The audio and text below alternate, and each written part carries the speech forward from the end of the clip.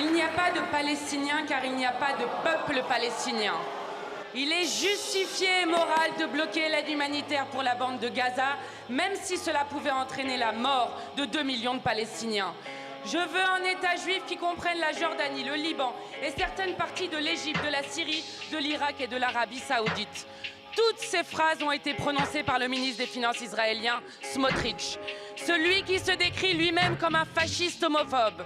Et le 13 novembre, l'invité spécial d'un gala destiné, je cite, à mobiliser les forces francophones sionistes au service de la puissance et de l'histoire d'Israël.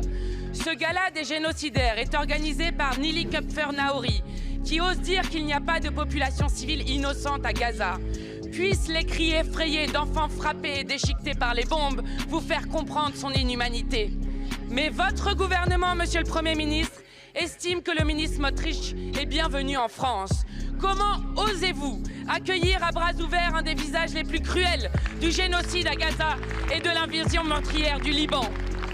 Dans la France de Macron, les personnes qui défendent la paix et parlent la langue du droit international sont poursuivies pour apologie du terrorisme, mais quand un responsable de plus de 43 000 morts, dont 14 000 enfants, vient à Paris pour faire l'apologie réelle du génocide, vous lui déroulez le tapis rouge.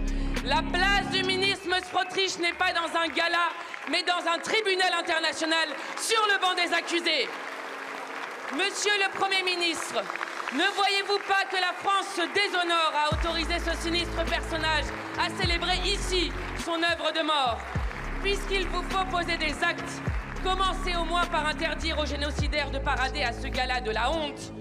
Que résonne jusqu'à vous la question puissante du grand poète Mahmoud Darwish. Si cet enfer pouvait cesser 5 minutes, je dirais presque 5 minutes seulement, pour l'unique chose à faire avant de me préparer à mourir ou à vivre. Merci beaucoup, Madame la Présidente.